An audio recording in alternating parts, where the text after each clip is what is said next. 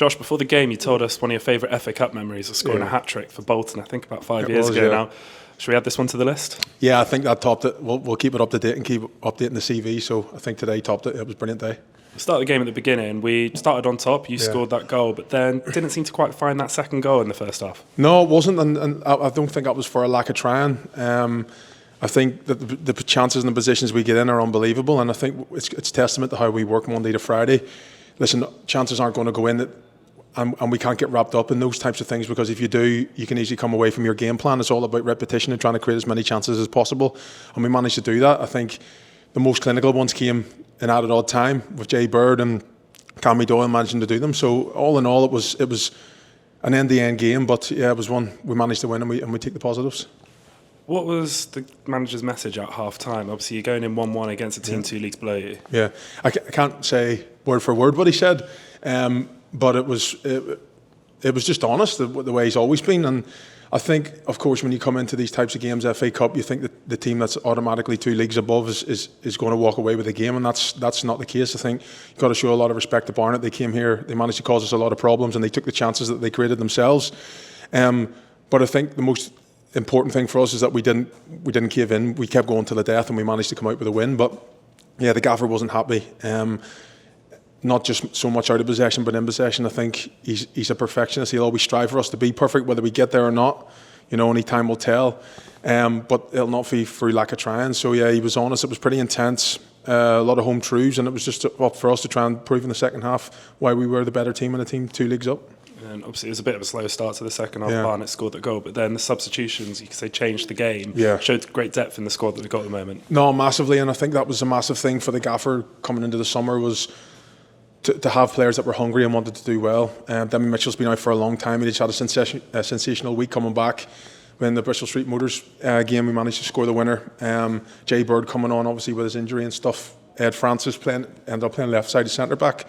So we've got a lot of players who have bought into the culture of the group, and not only have they bought into the culture, the quality that they have is unbelievable.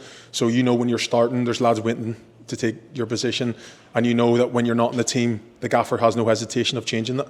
So it gives a real feistiness, a real professionalism to the squad on a daily basis, because everyone's valued, and that the gaffer's not afraid to use anybody. So it's a great environment to be in at the minute. Yeah.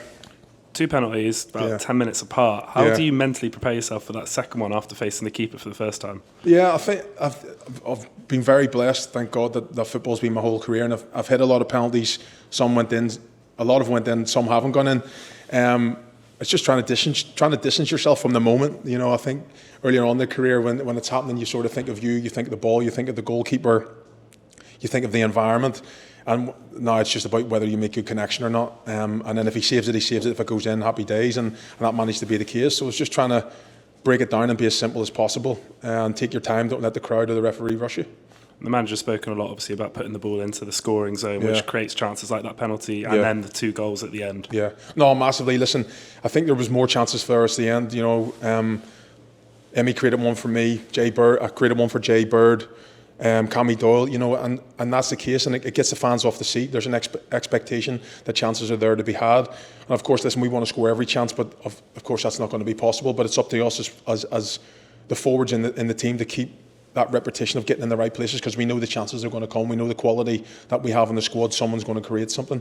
So it's fantastic as a forward player, because you're going into games where chances are going to be created for you, and it's just up for you to try and take those chances. But yeah, for the pace and power that we have on the top end of the pitch, I think we've got more than enough to cause any team any problems.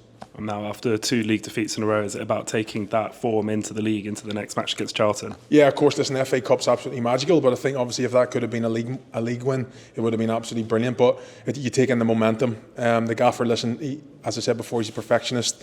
We'll dissect the game probably next week about the good stuff and the stuff that we need to keep improving on. It's a massive game that we're going into, Charlton. I'm sure that the ground will be sold out, home and away end. And both 2 solid teams looking to win and take 3 points. So it's a game that we're looking forward to, but I think it's a game that we'll be able to win and manage to win. And not just that, we've now got the second round draw of the FA Cup to look forward to on Monday evening. Anyone in particular you want to draw? No, as long as it's a home tie, I think we're favourable. We'll take anyone and we'll look forward to playing them. But for us, it doesn't matter who we play against. But there'll be some big names in there. See if they fancy a trip to Exeter. Josh, congratulations on your hat-trick. Have a good evening. Thank you very much.